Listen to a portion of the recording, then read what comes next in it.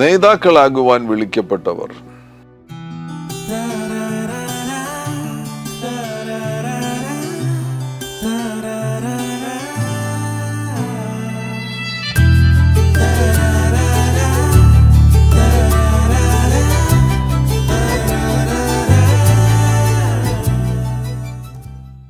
കർത്താവാകുന്ന യേശുക്രിസ്തുവാകുന്നു ലോകം കണ്ട ഏറ്റവും വലിയ നേതാവ്.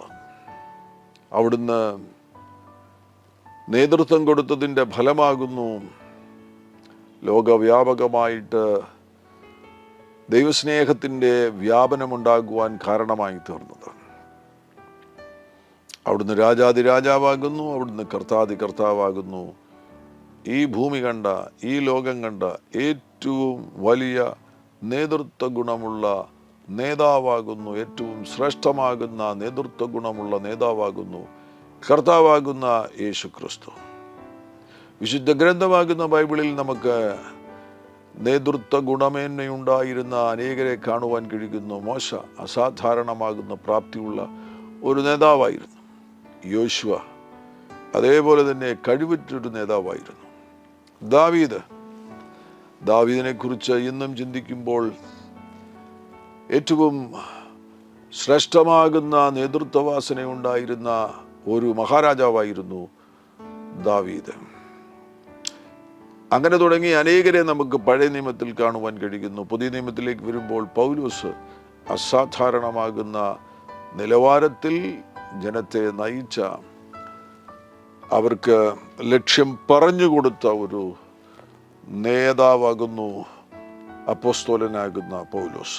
പത്രോസും അതേപോലെ തന്നെയാണ്. പത്രോസിൻ്റെ കഴിവ് അപ്പോസ്തലപ്രവൃത്തി 2-ാമത്തെ അധ്യായത്തിൽ തന്നെ തൻ്റെ 1-ാമത്തെ പ്രസംഗത്തിൽ, ആ പ്രസംഗത്തിൽ നിറഞ്ഞു നിൽക്കുന്നത് പത്രോസിൽ വ്യാപരിക്കുന്ന ആ വിളിയാലുള്ള നേതൃത്വ ഗുണമേന്മയാണ്.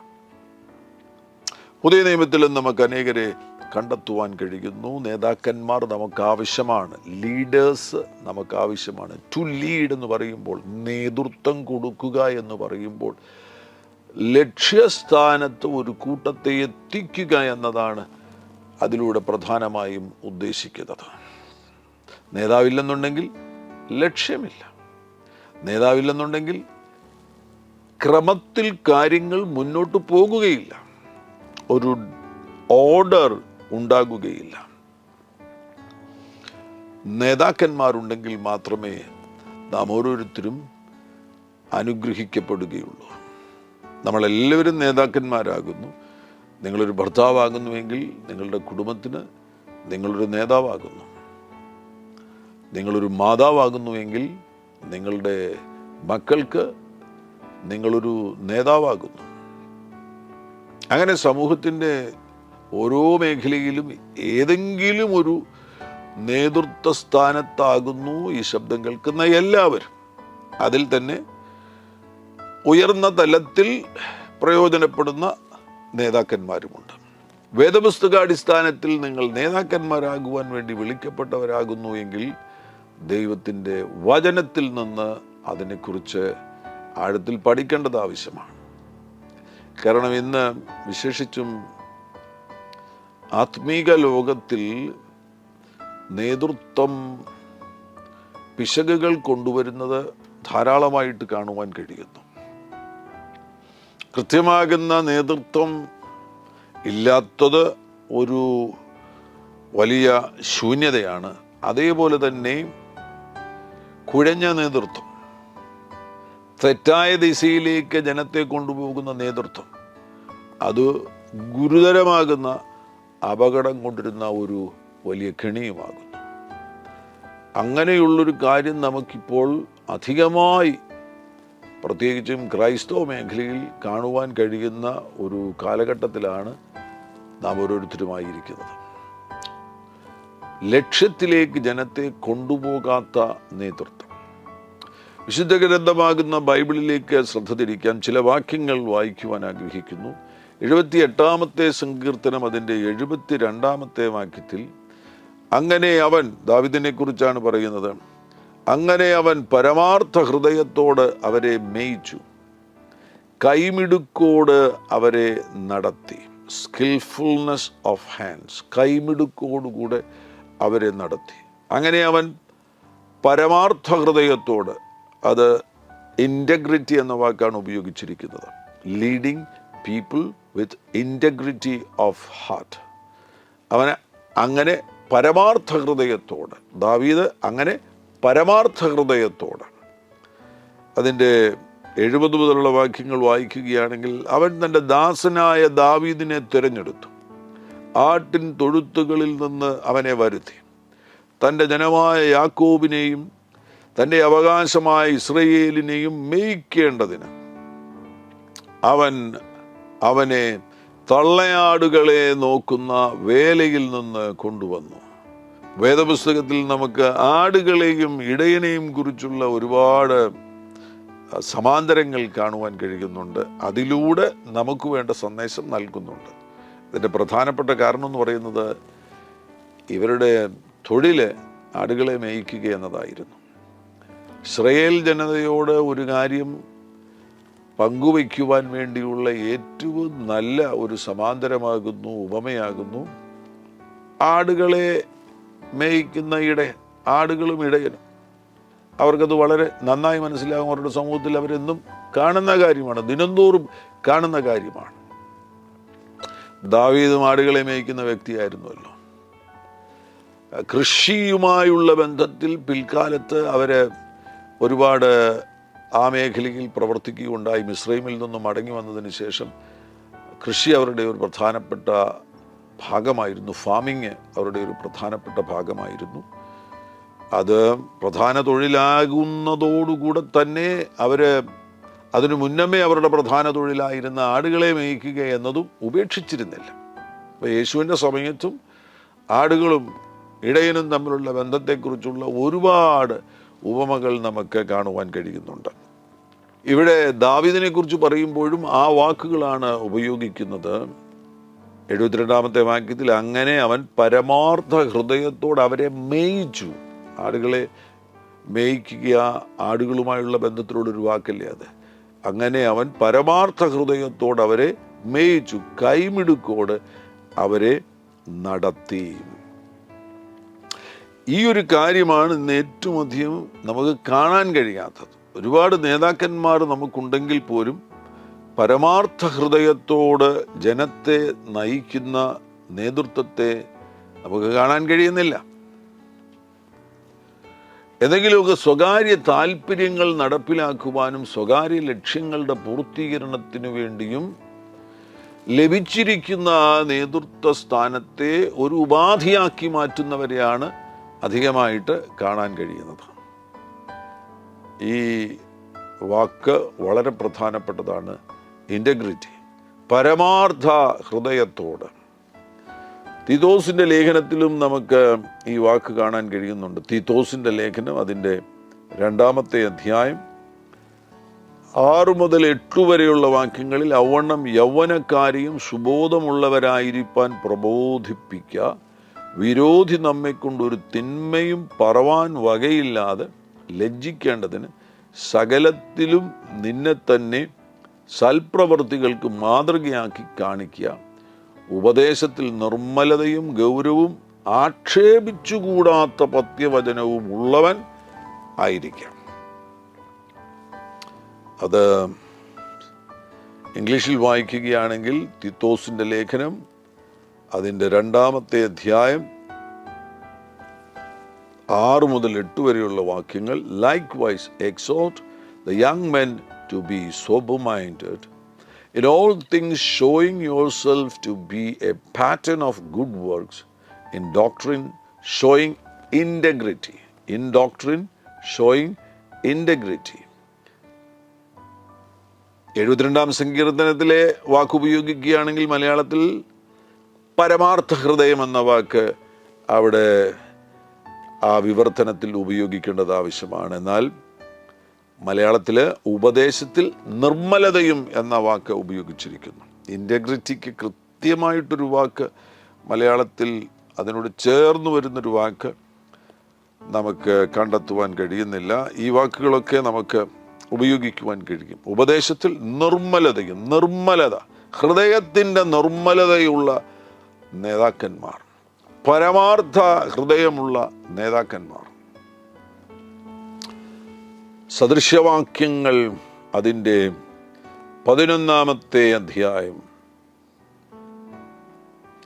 സദൃശ്യവാക്യങ്ങൾ 11-ാമത്തെ അധ്യായം, ഇതിൻ്റെ 3-ാമത്തെ വാക്യം, നേരുള്ളവരുടെ നിഷ്കളങ്കത്വം അവരെ വഴി നടത്തും. നേരുള്ളവരുടെ നിഷ്കളങ്കത്വം അവരെ വഴി നടത്തും. The integrity of the upright will guide them. ആ ഇൻറ്റഗ്രിറ്റിക്ക് മലയാളത്തിൽ നിഷ്കളങ്കത്വം എന്ന് ഉപയോഗിച്ചിരിക്കുന്നു. നേരുള്ളവരുടെ നിഷ്കളങ്കത്വം, പരമാർത്ഥ ഹൃദയം, നിഷ്കളങ്കത്വം, വ്യത്യസ്ത വാക്കുകൾ ഉപയോഗിച്ചിരിക്കുന്നത് ശ്രദ്ധിക്കുക. നേരുള്ളവരുടെ നിഷ്കളങ്കത്വം അവരെ വഴി നടത്തും. നിഷ്കളങ്കത്വം, ഹൃദയത്തിൻ്റെ നിഷ്കളങ്കത്വം, പരമാർത്ഥ ഹൃദയം നേതൃത്വത്തിന് ആവശ്യമുള്ളൊരു പ്രധാനപ്പെട്ട കാര്യമാണ്. നിർമ്മലത, നിഷ്കളങ്കത്വം, നിർമ്മലത, പരമാർത്ഥ ഹൃദയം, ഹൃദയത്തിൻ്റെ ആ ഭാവം, ഹൃദയത്തിൻ്റെ സ്വഭാവം, നിഷ്കളങ്കത്വം, നിർമ്മലത, പരമാർത്ഥ ഹൃദയം, അങ്ങനെയുള്ള നേതാക്കന്മാരെ നമുക്ക് ആവശ്യമാണ്. പകരം വളഞ്ഞ് പുളഞ്ഞ് ഏതൊക്കെയോ കാര്യങ്ങൾ നേടിയെടുക്കുവാൻ വേണ്ടി സൂത്രവും അത്തരത്തിലുള്ള കാര്യങ്ങളും ഹൃദയത്തിൽ നിന്ന് പുറപ്പെടുവിച്ച് അതിൻ്റെ ഒരു വലിയ ഘട്ടത്തിൽ എത്തിച്ചേരുന്നുണ്ട്. തട്ടിപ്പ്, വെട്ടിപ്പ്, ആ നിലവാരത്തിൽ എത്തിക്കഴിഞ്ഞാൽ അത് ഗുരുതരമാകുന്ന അപകടങ്ങൾ കൊണ്ടുവരും. ആ വ്യക്തിക്ക് തന്നെ അത് അപകടം കൊണ്ടുവരും. തട്ടിപ്പും വെട്ടിപ്പും ഉള്ള നിലവാരത്തിൽ എത്തിച്ചേരുകയാണെങ്കിൽ അത് ഏത് നേതാവാണെങ്കിലും താൽക്കാലികം വിജയം പോലെ തോന്നുമെങ്കിലും ആത്യന്തികമായിട്ട് ഭയങ്കര തകർച്ചയുണ്ടാകും. പകരം യഥാർത്ഥ നേതാക്കന്മാർക്കുണ്ടാകേണ്ട ഏറ്റവും പ്രധാനപ്പെട്ട ഗുണവിശേഷമാകുന്നു പരമാർത്ഥ ഹൃദയം, ഇൻറ്റഗ്രിറ്റി ഉണ്ടാകണം, നിർമ്മലത ഹൃദയത്തിനുണ്ടാകണം, നിഷ്കളങ്കത്വം ഹൃദയത്തിനുണ്ടാകണം. മറ്റു ചില വാക്യങ്ങൾ കൂടെ വായിക്കുന്നു. അപ്പോസ്തല പ്രവൃത്തിയിൽ പോവുകയാണെങ്കിൽ അപ്പോസ്തല പ്രവൃത്തിയിൽ അതിൻ്റെ 13-ാമത്തെ അധ്യായം 22-ാമത്തെ വാക്യത്തിൽ, അവനെ നോക്കിയിട്ട് ദാവീദിനെ അവർക്ക് രാജാവായി വാഴിച്ചു. ഞാൻ ഇശായിയുടെ മകനായ ദാവീദിനെ എനിക്ക് ബോധിച്ച പുരുഷനായി കണ്ടു. അവൻ എൻ്റെ ഹിതമെല്ലാം ചെയ്യും എന്ന് അവനെക്കുറിച്ച് സാക്ഷ്യം പറഞ്ഞു. അപ്പം ഈ നേതാവിൻ്റെ പ്രത്യേകത എന്താണ്? ദൈവത്തിൻ്റെ ഹിതമെല്ലാം ചെയ്യുന്ന നേതാവ്. ഇശായിയുടെ മകനാകുന്ന ദാവീദ് ദൈവത്തിൻ്റെ ഹിതമെല്ലാം ചെയ്യുന്ന നേതാവാകുന്നു. ക്രിസ്തീയ നേതാക്കന്മാർക്കുണ്ടാകേണ്ട ഏറ്റവും പ്രധാനപ്പെട്ട ഗുണവിശേഷം അതാകുന്നു. അവർ ദൈവഹിതം തിരിച്ചറിയണം. ദൈവഹിതം തിരിച്ചറിഞ്ഞ് ദൈവഹിതം നടപ്പിലാക്കുവാൻ തയ്യാറാകണം. ചില സമയത്ത് ചിലപ്പോൾ നമ്മൾ ദൈവഹിതമെന്ന് ചിന്തിച്ചുകൊണ്ട് ചെയ്യുന്ന ചില കാര്യങ്ങൾ തെറ്റിപ്പോകുവാൻ സാധ്യതയുണ്ട്. എന്നാൽ ദൈവഹിതമാകുന്നു എന്ന് അറിഞ്ഞതിന് ശേഷവും അത് നടപ്പിലാക്കാതെ സ്വന്തം ഹിതം നടപ്പിലാക്കുകയാണെങ്കിൽ അങ്ങനെയുള്ള നേതൃത്വം തീർച്ചയായിട്ടും അനർത്ഥത്തെ കൊണ്ടിരുന്ന നേതൃത്വമാകുന്നു. ക്രിസ്തീയ നേതൃത്വം അങ്ങനെ ആയിത്തീരരുത്. ക്രിസ്തീയ നേതൃത്വം ദൈവത്തിൻ്റെ ഹിതമെല്ലാം ചെയ്യുന്ന നേതൃത്വമായിരിക്കണം. നേതാക്കന്മാരാകുവാൻ വേണ്ടി വിളിക്കപ്പെട്ടിരിക്കുന്നുവെങ്കിൽ ദൈവരാജ്യ സംബന്ധമാകുന്ന ഈ വലിയ ഉത്തരവാദിത്വം ഏറ്റെടുക്കണം. ആ ഉത്തരവാദിത്തത്തിൽ അടങ്ങിയിരിക്കുന്ന കാര്യങ്ങളാണ് ഞാൻ ഈ പറയുന്നത്. പരമാർത്ഥ ഹൃദയം ഉണ്ടാകണം, നിർമ്മലതയുണ്ടാകണം, നിഷ്കളങ്കത്വം ഉണ്ടാകണം, ദൈവത്തിൻ്റെ ഹിതമെല്ലാം ചെയ്യുന്നവരായി തീരണം. ഇനിയും തിമോത്തിയോസിനുള്ള ലേഖനത്തിൽ 3-ാമത്തെ അധ്യായത്തിൽ 1 തിമോത്തിയോസ് 3-ാമത്തെ അധ്യായത്തിൽ ദീർഘമായിട്ട് അധ്യക്ഷന്മാരെക്കുറിച്ചുള്ള പരാമർശങ്ങൾ പൗലോസ് നടത്തുമ്പോൾ അവിടെ അനേകം കാര്യങ്ങൾ രേഖപ്പെടുത്തിയിട്ടുണ്ട്. അതിനെയെല്ലാം കൂടെ നമുക്ക് വേണമെങ്കിൽ 2-3 തലക്കെട്ടുകളുടെ കീഴിൽ കൊണ്ടുവരുവാൻ കഴിയും.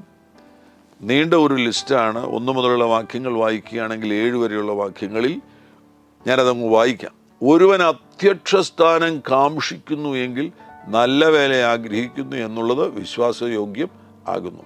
ഇത് വളരെ പ്രധാനപ്പെട്ട കാര്യമാണ്. ഞാൻ ആദ്യം പറഞ്ഞതുപോലെ നേതാവില്ലെന്നുണ്ടെങ്കിൽ ലക്ഷ്യസ്ഥാനത്ത് എത്തിച്ചേരുവാൻ കഴിയത്തില്ല. നേതൃത്വം നമുക്ക് ആവശ്യമാണെങ്കിൽ മാത്രമേ ക്രമം വെളിപ്പെടുകയുള്ളൂ. നേതാവിന് മുന്നോട്ട് നോക്കി കാണുവാൻ കഴിയുന്നത് കൊണ്ട് തന്നെ നേതാവ് ഉണ്ടെങ്കിൽ സംരക്ഷണം നമുക്ക് ലഭിക്കും. അനാവശ്യമാകുന്ന കുഴപ്പങ്ങളിൽ ചെന്ന് ചാടുവാൻ ഇടവരാതെ നമുക്ക് സംരക്ഷണം ലഭിക്കും. അങ്ങനെ ആ നിലയിൽ നേതൃത്വം എന്ന് പറയുന്നത് വളരെ ഗൗരവമേറിയ ഒരു ഉത്തരവാദിത്വമാകുന്നതിനാൽ ഇവിടെ പൗലോസ് പറയുകയാണ്, ഒരാൾ അധ്യക്ഷസ്ഥാനം ഒരു നേതാവാകുവാൻ വേണ്ടി ആഗ്രഹിക്കുന്നുവെങ്കിൽ അത് നല്ല വേലയാണ്. ഒരു നല്ല വേല ആഗ്രഹിക്കുകയാണ്. എന്നാൽ അതിനുശേഷം ചില നിബന്ധനകൾ പറയുകയാണ്. എന്നാൽ അധ്യക്ഷൻ നിരപവാദ്യനായി ഏകഭാര്യയുടെ ഭർത്താവ്, നിർമ്മതനും ജിതേന്ദ്രനും സുശീലനും അതിഥിപ്രിയനും ഉപദേശിപ്പാൻ സമർത്ഥനുമായിരിക്കണം. മദ്യപ്രിയനും തല്ലുകാരനും അരുത്. ശാന്തനും കലഹിക്കാത്തവനും ദ്രവ്യാഗ്രഹമില്ലാത്തവനും സ്വന്തം കുടുംബത്തെ നന്നായി ഭരിക്കുന്നവനും മക്കളെ പൂർണ്ണ ഗൗരവത്തോടെ അനുസരണത്തിൽ പാലിക്കുന്നവനുമായിരിക്കണം. സ്വന്തം കുടുംബത്തെ ഭരിപ്പാൻ അറിയാത്തവൻ ദൈവസഭയെ എങ്ങനെ പരിപാലിക്കും? നിഗളിച്ചിട്ട് പിശാചിന് വന്ന ശിക്ഷാവിധിയിൽ അകപ്പെടാതിരിപ്പാൻ പുതിയ ശിഷ്യനും അരുത്. നിന്നയിലും പിശാചിൻ്റെ കണിയിലും കുടുങ്ങാതിരിപ്പാൻ പുറമെയുള്ളവരോട് നല്ല സാക്ഷ്യം പ്രാപിച്ചവനും ആയിരിക്കണം. ഇവിടെ പറഞ്ഞിരിക്കുന്ന ലിസ്റ്റ് ശ്രദ്ധിക്കുക. ഏകഭാര്യയുടെ ഭർത്താവും നിർമ്മതൻ എന്ന് പറയുമ്പോൾ നിർമ്മതനും ടെമ്പറേറ്റ്, അവൻ്റെ വികാരങ്ങളുടെ മേഖലയിൽ നിയന്ത്രണമുള്ള വ്യക്തിയായിരിക്കണം. ജിതേന്ദ്രനായിരിക്കണം. സോബർ മൈൻഡഡ് ആയിരിക്കണം. സുശീലനായിരിക്കണം. ഗുഡ് ബിഹേവിയർ ആ വ്യക്തിക്കുണ്ടായിരിക്കണം. അതിഥിപ്രിയനായിരിക്കണം. ഹോസ്പിറ്റബിൾ ആയിരിക്കണം. ഉപദേശിപ്പാൻ സമർത്ഥനായിരിക്കണം. മദ്യപ്രിയനാകരുത്. തല്ലുകാരനാകരുത്. വികാരങ്ങളുടെ മേൽ, പ്രത്യേകിച്ചും കോപത്തിൻ്റെ മേൽ, ശാഠ്യത്തിൻ്റെ മേൽ, അങ്ങനെയുള്ള കോപവുമായി ബന്ധപ്പെട്ട മറ്റു വികാരങ്ങളുടെ മേൽ സ്വയനിയന്ത്രണമുള്ള വ്യക്തിയായിരിക്കണം. സെൽഫ് കൺട്രോളുള്ള വ്യക്തിയായിരിക്കണം. ഇന്ദ്രിയജയമുള്ള വ്യക്തിയായിരിക്കണം. ശാന്തനും കലഹിക്കാത്തവനും, ഏറ്റവും പ്രധാനപ്പെട്ടത് ദ്രവ്യാഗ്രഹം ഇല്ലാത്തവനും സ്വന്തം കുടുംബത്തെ നന്നായി ഭരിക്കുന്നവനും മക്കളെ പൂർണ്ണ ഗൗരവത്തോട് അനുസരണത്തിൽ പാലിക്കുന്നവനും ആയിരിക്കണം. ഈ നീണ്ട ലിസ്റ്റ് ഇവിടെ പറഞ്ഞിരിക്കുന്നത്, അതിൽ നിന്ന് 3 തലക്കെട്ടുകൾ സ്വീകരിക്കുകയാണ് എങ്കിൽ, ഒന്ന് സ്വഭാവവിശുദ്ധി. നേതാവിന് ഉണ്ടായിരിക്കേണ്ട ഏറ്റവും പ്രധാനപ്പെട്ട കാര്യമാകുന്നു സ്വഭാവവിശുദ്ധി എന്ന് പറയുന്നത്. സത്യസന്ധനായിരിക്കണം. യഥാർത്ഥമായിട്ടും തൻ്റെ ജീവിതത്തെ ദൈവത്തിൻ്റെ വചനപ്രകാരം മുന്നോട്ട് നയിക്കുന്ന വ്യക്തിയായിരിക്കണം. മാത്രവുമല്ല ലൈംഗിക വിശുദ്ധിയിൽ ജീവിക്കുന്ന വ്യക്തിയായിരിക്കണം. സെക്ഷുവൽ പ്യൂരിറ്റി ഉണ്ടായിരിക്കണം. ആവശ്യമില്ലാത്ത ബന്ധങ്ങളിൽ ചെന്ന് ചാടുന്ന വ്യക്തിയായി തീരരുത്. അനേകർക്ക് ഉണ്ടാകുന്നൊരു പ്രധാനപ്പെട്ട പരാജയമാണ് ക്രൈസ്തവ നേതൃത്വത്തിൻ്റെ ഏറ്റവും പ്രധാനപ്പെട്ട ഒരു വെല്ലുവിളി തന്നെയാണ് ഈ ഒരു ലൈംഗിക വിശുദ്ധി എന്ന് പറയുന്നത്. കാരണം നേതൃത്വത്തിലേക്ക് വരുമ്പോൾ ആ നേതൃത്വത്തിൽ പുരുഷന്മാരുമുണ്ട്, സ്ത്രീകളുമുണ്ട്. 100 കണക്കിന് സ്ത്രീകളെയും നേതൃത്വത്തിൽ മുന്നോട്ട് നയിക്കുവാൻ വേണ്ടി നേതാവ് വിളിക്കപ്പെട്ടിരിക്കുന്നതിനാൽ അവിടെ വിശുദ്ധമാകുന്ന കണ്ണുകളും വിശുദ്ധമാകുന്ന ആഗ്രഹങ്ങളും ഉള്ള ഒരു വ്യക്തിക്ക് മാത്രമേ ആ സ്ഥാനത്ത് തുടരാൻ കഴിയത്തുള്ളൂ. ലൈംഗിക വിശുദ്ധിയില്ലാത്തൊരു വ്യക്തിക്ക് ക്രൈസ്തവ നേതൃത്വത്തിൽ തുടരുവാൻ കഴിയത്തില്ല. വീഴ്ച സംഭവിക്കുമ്പോൾ ഉണ്ടാകുന്ന ഏറ്റവും വലിയ സംഘർഷം എന്ന് പറയുന്നത് ആ വീഴ്ചയോടുകൂടെ ഒരുപാട് പേര് തകർന്നു പോകും. ഒരാൾ അത്തരത്തിലൊരു വീഴ്ചയിൽ പെടുകയാണെന്നുണ്ടെങ്കിൽ അതിനോട് ചേർന്ന് നിൽക്കുന്ന കുറേയേറെ പേർ ഒരു വലിയ പ്രതിസന്ധിയെ നേരിടും. സ്വഭാവ വിശുദ്ധിയിൽ ലൈംഗിക വിശുദ്ധി വളരെ പ്രധാനപ്പെട്ടതാകുന്നു. സത്യസന്ധരായിരിക്കണം. ഏറ്റവും പ്രധാനപ്പെട്ടത് ഹൃദയത്തിലെ ലക്ഷ്യങ്ങൾ, ഹൃദയത്തിലെ ആ ആഗ്രഹങ്ങൾ, മോട്ടീവ്സ് ഉണ്ടല്ലോ, അത് വിശുദ്ധമായിരിക്കണം. എന്തിനാകുന്നു നേതൃത്വ സ്ഥാനത്തായിരിക്കുന്നത്? ലക്ഷ്യങ്ങൾ എന്തൊക്കെയാകുന്നു? സെൽഫിഷ് അംബീഷൻ, സ്വകാര്യമാകുന്ന കാര്യങ്ങളുടെ പൂരീകരണത്തിനു വേണ്ടിയാകുന്നുവോ താങ്കൾ നേതൃത്വ സ്ഥാനത്തായിരിക്കുന്നത്? അതിനെയൊക്കെ ക്രൂശിക്കുവാനുള്ള പ്രാപ്തി ഉണ്ടാകണം. അവിടെ വിശുദ്ധമായ ഒരു ജീവിതം നയിക്കുവാൻ വേണ്ടി നിരന്തരമായിട്ട് പ്രാർത്ഥനയിലും വചനത്തിലും ശ്രദ്ധ കേന്ദ്രീകരിക്കേണ്ട വ്യക്തിയായിരിക്കണം. മാത്രമല്ല സ്വകാര്യ ജീവിതവും പരസ്യ ജീവിതവും ഒരുപോലെ ഇരിക്കണം. ഇതാണ് ഏറ്റവും പ്രധാനപ്പെട്ട ഒരു പ്രശ്നം.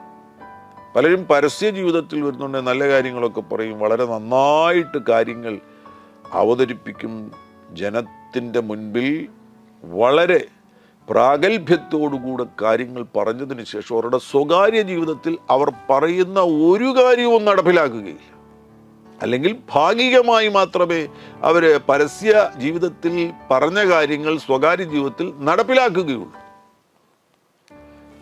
നിങ്ങൾ ക്ഷമയുള്ളവരായിരിക്കണം, നിങ്ങൾ കോപിക്കരുത്, നിങ്ങൾ നിങ്ങളുടെ കുടുംബത്തെ നന്നായി നോക്കണമെന്നൊക്കെ പരസ്യമായി പറഞ്ഞതിന് ശേഷം വീട്ടിൽ ചെന്നിട്ട് ഭാര്യയുമായിട്ട് വഴക്കുണ്ടാക്കുകയും കൂടെ അഭിപ്രായ വ്യത്യാസത്തിൽ ജീവിക്കുകയും ഭാര്യയെ പുച്ഛിക്കുകയും നിസാരമായി കാണുകയും വീട്ടിൽ കലഹമുണ്ടാക്കുകയും ചെയ്യുകയാണെങ്കിൽ സ്വകാര്യ ജീവിതവും പരസ്യ ജീവിതവും തമ്മിൽ യാതൊരു ബന്ധവുമില്ല. അത് അനീതിയല്ലേ? തികച്ചും അനീതിയാണ്. അങ്ങനെ ഒരാൾ നേതൃത്വത്തിൽ ആയിരിക്കുമ്പോൾ അത് ജനത്തെ ചതിക്കുകയല്ലേ ചെയ്യുന്നത്? അതൊരു വഞ്ചനയല്ലേ? അതൊരിക്കലും അരുത്. പരസ്യ ജീവിതത്തിൽ നിങ്ങൾ എന്തായിരിക്കുന്നുവോ അതുതന്നെ നിങ്ങൾ നിങ്ങളുടെ രഹസ്യ ജീവിതത്തിൽ അല്ല എന്നുണ്ടെങ്കിൽ മനസാന്തരപ്പെടണം. ദൈവസന്നിധിയിൽ നിന്ന് നിലവിളിക്കണം, എന്നെ മാറ്റണമേ, എനിക്ക് ഈ മേഖലയിൽ ഒരു മാറ്റം തരണമേ എന്ന് ഹൃദയപൂർവ്വം പ്രാർത്ഥിക്കണം. ഇല്ലെങ്കിൽ ഇത് ഒരഭിനയമല്ലേ? ഞാൻ മാനസാന്തരപ്പെടുന്നതിന് മുന്നമേ ഒരു നാടകം കണ്ടത് ഓർക്കുന്നു. ഗാന്ധിജിയെക്കുറിച്ചുള്ള ഒരു നാടകമാണ്. കോഴഞ്ചേരിയിൽ സെൻറ് തോമസ് ഹൈസ്കൂളിൻ്റെ ഗ്രൗണ്ടിൽ വലിയ പന്തലിട്ട് അന്നൊരു നാടകമേള നടക്കുന്നുണ്ടായിരുന്നു. അന്ന് ഈ മഹാത്മാഗാന്ധിയുടെ ഒരു നാടകം കാണാൻ വേണ്ടി പോയി. അതിൽ മഹാത്മാഗാന്ധി അഭിനയിക്കുന്നത് ഞാൻ കണ്ടു. അതിനുശേഷം ഇടവേള വന്നപ്പോൾ എല്ലാവർക്കും പുറത്തിറങ്ങിയപ്പം എൻ്റെ ഉള്ളിലൊരു ആഗ്രഹം, ഈ മഹാത്മാഗാന്ധിയായിട്ട് അഭിനയിച്ച വ്യക്തിയെ ഒന്ന് കാണാൻ കഴിയുമോ? അങ്ങനെ ഞാൻ ആ സ്റ്റേജിൻ്റെ പുറകിലേക്ക് ചെന്ന് കഴിഞ്ഞപ്പോൾ അവിടെ നിന്നുകൊണ്ട് മഹാത്മാഗാന്ധിയായി അഭിനയിച്ച വ്യക്തി സിഗരറ്റ് വലിക്കുന്നു. ഇടവേള സമയത്ത് അദ്ദേഹം ഒരു നടനാണ്. അദ്ദേഹത്തെ സംബന്ധിച്ചിടത്തോളം അദ്ദേഹത്തിന് മഹാത്മാഗാന്ധിയുമായിട്ട് യാതൊരു ബന്ധവുമില്ല. അദ്ദേഹം സാധാരണ നിലയിൽ ജീവിതം നയിക്കുന്നൊരു വ്യക്തിയാണ്. അപ്പോൾ അഭിനയിച്ചതിന് ശേഷം ഇടവേളയ്ക്ക് പുറത്തു വന്ന് മഹാത്മാഗാന്ധി സിഗരറ്റ് വലിക്കുകയാണ്. അതേപോലെയാണ് പലരുടെയും ജീവിതം എന്ന് പറയുന്നത്, പല നേതാക്കന്മാരുടെയും ജീവിതം എന്ന് പറയുന്നത്. വേദിയിൽ മഹാത്മാഗാന്ധിയും വേദിക്ക് പുറത്ത്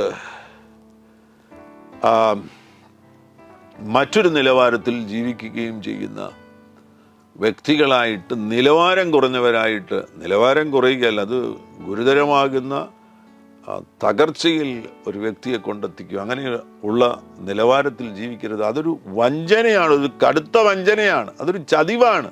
അത് ചെയ്യരുത്. ജനത്തെ ചതിക്കുകയാണ്. നിങ്ങളുടെ സ്വകാര്യ ജീവിതവും നിങ്ങളുടെ പരസ്യ ജീവിതവും ഒന്നായിരിക്കണം. ആ നിലയിൽ സ്വഭാവ വിശുദ്ധിയുള്ളവരായിരിക്കണം.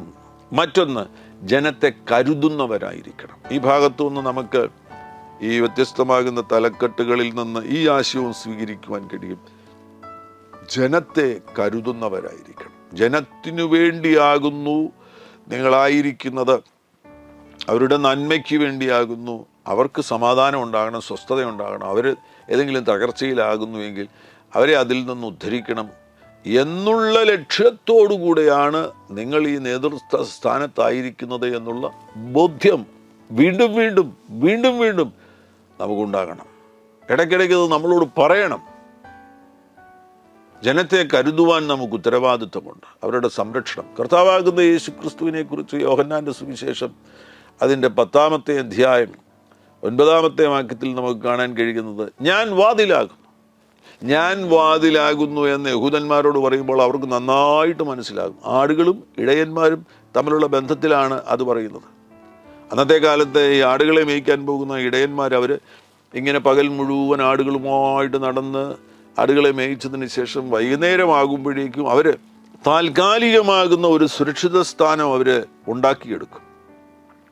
വേലി കെട്ടുന്നത് പോലെ ഒരു സംവിധാനം അവർക്കുണ്ട്. അത് വെച്ച് അവർ ഒരു താൽക്കാലിക സുരക്ഷിത സ്ഥാനം ഉണ്ടാക്കിയിട്ട് ഒറ്റ വാതിൽ മാത്രമേ കാണത്തുള്ളൂ. അതിന് കുറുകനോ ചെന്നായോ ഒന്നും വന്ന് ആടുകളെ പിടിക്കാതിരിക്കാൻ വേണ്ടിയാണ്. അതിനുശേഷം ആടുകളെ മുഴുവൻ ഈ താൽക്കാലിക സുരക്ഷിത സ്ഥാനത്ത് പ്രവേശിപ്പിച്ചിട്ട് ഈ വാതിൽ, തുറന്ന വാതിൽ, ആടുകൾക്ക് പ്രവേശിക്കുവാനും ഇറങ്ങുവാനും കയറുവാനുമുള്ള ആ വാതിലിൻ്റെ അവിടെ കതകായിട്ട് കിടക്കുന്നത് ഇടയന. എന്താണ് അതിൻ്റെ അർത്ഥം?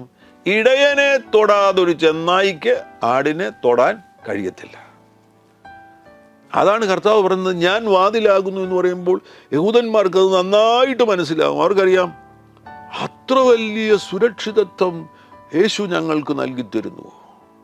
യേശുവിനെ തൊടാതെ ഞങ്ങളെ ആർക്കും തൊടാൻ കഴിയുകയില്ല എന്നുള്ളൊരു നിലവാരത്തിൽ അവിടുന്ന് നമ്മളെ സൂക്ഷിക്കുകയാണോ എന്നുള്ള ആ തിരിച്ചറിവ് എത്ര വലിയ ആശ്വാസമാണ് നമുക്ക് നൽകി തരുന്നത്. അതേപോലെ ആയിരിക്കണം ക്രൈസ്തവ നേതാക്കന്മാർ. നിങ്ങൾ വാതിലുകളാകുന്നു. യേശു വാതിലാകുന്നെങ്കിൽ നിങ്ങളും വാതിലുകളാകുന്നു. നിങ്ങൾ ആടുകളുടെ വാതിലുകളാകുന്നു. അവരുടെ സുരക്ഷിതത്വം, അവരെ കരുതുക എന്നുള്ളത് പ്രധാനപ്പെട്ട ലക്ഷ്യമായിരിക്കണം. ഇനി ഒരു കാര്യം കൂടെ പറഞ്ഞ് ഞാൻ അവസാനിപ്പിക്കുകയാണ്. നല്ല നേതൃത്വ സ്ഥാനത്തായിരിക്കുന്ന വ്യക്തികൾ സൽപ്രവർത്തികളിൽ ശുഷ്കാന്തിയുള്ളവരായിരിക്കണം. ഈ 78-ാമത്തെ സങ്കീർത്തനം അതിൻ്റെ 72-ാമത്തെ വാക്യം ഞാൻ വായിച്ചല്ലോ. അവിടെ ഇൻറ്റഗ്രിറ്റി എന്ന വാക്ക് ഇംഗ്ലീഷിൽ കാണാൻ കഴിയുന്നുണ്ട്. അതോടൊന്നിച്ച് തന്നെ സ്കിൽഫുൾനെസ് ഓഫ് ഹാൻഡ്സ് എന്നും കാണാൻ കഴിയുന്നുണ്ട്. So he shepherd, David shepherd them according to the integrity of his heart, പരമാർത്ഥ ഹൃദയത്തോട്, and guided them by the skillfulness of his hands. നേതൃത്വം കൊടുക്കുന്ന ജനത്തെ കൈമിടുക്കോടെ, മലയാളത്തിൽ കൈമിടുക്കോടെ നടത്തിയെന്ന് നമുക്ക് വായിക്കുവാൻ കഴിയുന്നു. അതിൻ്റെ അർത്ഥം എന്താണ്? നല്ല ഫലങ്ങൾ പുറപ്പെടണം, നല്ല സൽപ്രവർത്തികൾ പുറപ്പെടണം. റിസൾട്ട് ഇല്ലാതെ നേതാവായി തുടരരുത്. നേതാവാകുന്നുവെങ്കിൽ നല്ല റിസൾട്ടുകൾ ഉണ്ടാകണം, നല്ല ഫലങ്ങൾ പുറപ്പെടേണ്ടത് ആവശ്യമാണ്. നിങ്ങൾ മുഖാന്തരമായിട്ട് നിങ്ങളുടെ ജനത്തിന് പുതിയ ഒരു നിലവാരത്തിലേക്ക് ഉയരുവാൻ, അത് ആത്മീകവും ഭൗതികവുമാകുന്ന മേഖലകളിൽ അവർക്ക് നല്ല ഫലങ്ങൾ ലഭിക്കുവാൻ കഴിയുന്ന നിലവാരത്തിൽ കൈമിടുക്കോടുകൂടെ, സ്കിൽഫുൾനെസ് ഓഫ് ഹാൻഡ്സ്, കൈമിടുക്കോടുകൂടെ അവരെ നടത്തുവാൻ ഉത്തരവാദിത്തപ്പെട്ടവരാകുന്നു ക്രൈസ്തവ നേതാക്കന്മാർ. ബൈബിൾ അടിസ്ഥാനത്തിൽ ഒരു തലമുറയെ നയിക്കുവാൻ വേണ്ടി വിളിക്കപ്പെട്ടവരുടെ മേൽ ഈ ശബ്ദം കേൾക്കുന്ന ഈ സന്ദർഭത്തിൽ തന്നെ ഒരഭിഷേകത്തിൻ്റെ പകർച്ചയുണ്ടാകട്ടെ. ഒരുമിച്ച് പ്രാർത്ഥിക്കാം. പരിശുദ്ധ പിതാവേ, യേശു ക്രിസ്തുവിൻ നാമത്തിൽ അങ്ങയുടെ ജനത്തിനു വേണ്ടി പ്രാർത്ഥിക്കുന്നു. ഈ സന്ദർഭത്തിൽ തന്നെ കർത്താവിൻ്റെ അത്ഭുതകരമാകുന്ന അഭിഷേകത്തിൻ്റെ ഒരു പകർച്ച ഈ പ്രിയപ്പെട്ടവരുടെ മേൽ അങ്ങ് അയക്കണമേ എന്ന് പ്രാർത്ഥിക്കുകയാണ്. നേതാക്കളാകുവാൻ വിളിക്കപ്പെട്ടവരുടെ മേൽ കർത്താവേ അത്ഭുത പകർച്ചകൾ ഇപ്പോൾ സംഭവിക്കട്ടെ. ചരിത്രത്തിലെ ഏറ്റവും വലിയ നേതാവാകുന്ന കർത്താവാകുന്ന യേശു ക്രിസ്തുവിൽ നിന്ന് ഒരഭിഷേകത്തിൻ്റെ പകർച്ച ഈ ജനത്തിൻ്റെ മേൽ ഉണ്ടാകട്ടെ എന്ന് പ്രാർത്ഥിക്കുന്നു. അത്ഭുതങ്ങൾ അങ്ങ് ചെയ്യുന്നതിനായി സ്തോത്രം. ഈ ശബ്ദം കേൾക്കുന്ന ആരെങ്കിലും ശാരീരിക രോഗങ്ങൾ അനുഭവിക്കുന്നവരുണ്ടെങ്കിൽ യേശുക്രിസ്തുവിൻ നാമത്തിൽ സൗഖ്യമാകട്ടെ. അത്ഭുത സൗഖ്യങ്ങൾ യേശുവിൻ നാമത്തിൽ ഇപ്പോൾ സൗഖ്യം സ്വീകരിക്കുക. യേശുവിൻ നാമത്തിൽ ആന്തരിക അവയവങ്ങളുടെ മേൽ അത്ഭുത സൗഖ്യങ്ങൾ സംഭവിക്കട്ടെ. മരണകരമാകുന്ന രോഗങ്ങൾ യേശുവിൻ നാമത്തിൽ വിട്ടുപോകട്ടെ. പ്രതീക്ഷ അറ്റുപോയവരുടെ ഹൃദയത്തിൽ കർത്താവേ, അങ്ങയെക്കുറിച്ചുള്ള വലിയ പ്രതീക്ഷ ഇപ്പോൾ അങ്ങ് നൽകണമേ എന്ന് പ്രാർത്ഥിക്കുകയാണ്. ഉദ്ധാരണങ്ങൾ സംഭവിക്കട്ടെ, വിടുതലുകൾ സംഭവിക്കട്ടെ, സൗഖ്യങ്ങൾ സംഭവിക്കട്ടെ. ജോലിയില്ലാത്തവർക്ക് വേണ്ടി വഴികളെ തുറന്നു കൊടുക്കണമേ എന്ന് പ്രാർത്ഥിക്കുന്നു. ചില രാജ്യങ്ങളിലേക്ക് യാത്രയാകുവാൻ വേണ്ടി ആഗ്രഹിക്കുന്നവർക്ക് വേണ്ടി ഇപ്പോൾ വാതിലുകൾ തുറക്കപ്പെടട്ടെ എന്ന് പ്രാർത്ഥിക്കുന്നു. അങ്ങ് അതിശയങ്ങൾ ചെയ്യുന്നതിനായി സ്തോത്രം. കുഞ്ഞുങ്ങളില്ലാത്ത ആമേൻ ദമ്പതികൾക്ക് വേണ്ടി പ്രാർത്ഥിക്കുന്നു. അവരുടെ ജീവിതത്തിൽ അത്ഭുതം ചെയ്യണം കർത്താവെ. തലമുറകളെ കൊടുത്ത് അനുഗ്രഹിക്കണമേ എന്ന് പ്രാർത്ഥിക്കുന്നു. കുടുംബജീവിതത്തിൽ സ്വസ്ഥത നഷ്ടപ്പെട്ടവരെ തൊടണമേ. അവരുടെ കുടുംബജീവിതത്തിൽ വീണ്ടും വലിയൊരു പുനഃസ്ഥാപനം സംഭവിക്കട്ടെ എന്ന് പ്രാർത്ഥിക്കുന്നു. അതിശയങ്ങൾ അങ്ങ് ചെയ്യുന്നതിനായി സ്തോത്രം ചെയ്യുന്നു. സകല മഹത്വവും സ്തുതിയും സ്തോത്രവും അങ്ങയ്ക്ക് യേശുക്രിസ്തുവിൻ നാമത്തിൽ തന്നെ.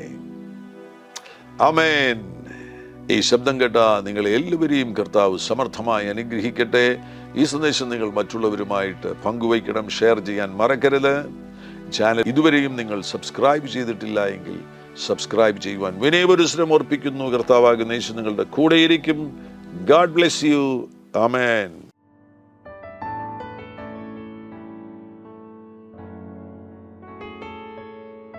എല്ലാ പ്രഭാതത്തിലും 3 മിനിറ്റ് നീണ്ടു നിൽക്കുന്ന ഒരു ചെറിയ സന്ദേശം വാട്സപ്പിൽ അയക്കുന്നുണ്ട്.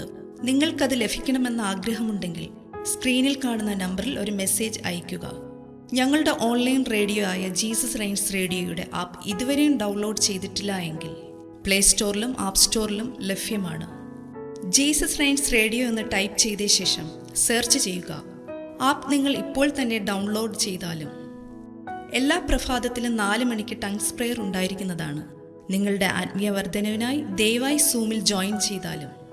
മീറ്റിംഗ് ID സ്ക്രീനിൽ നിങ്ങൾക്ക് ലഭ്യമാണ്. അതോടൊപ്പം തന്നെ എല്ലാ ബുധനാഴ്ചയും രാത്രി 10 മുതൽ 1 മണി വരെ നൈറ്റ് പ്രെയർ ഉണ്ടായിരിക്കുന്നതാണ്. നമുക്ക് ഒരുമിച്ച് രാജ്യങ്ങൾക്ക് വേണ്ടി പ്രാർത്ഥിക്കാം. ദയവായി സൂമിൽ ജോയിൻ ചെയ്താലും. ഈ യൂട്യൂബ് ചാനൽ നിങ്ങൾ ഇതുവരെയും സബ്സ്ക്രൈബ് ചെയ്തിട്ടില്ല എങ്കിൽ ഇപ്പോൾ തന്നെ സബ്സ്ക്രൈബ് ചെയ്യുക. ശേഷം ബെൽ ബട്ടൺ അമർത്താൻ മറക്കല്ലേ. ഈ സന്ദേശം മറ്റുള്ളവരിലേക്ക് അനുഗ്രഹമാകാൻ ഷെയർ ചെയ്താലും. കർത്താവ് നിങ്ങളെ ധാരാളമായി അനുഗ്രഹിക്കട്ടെ.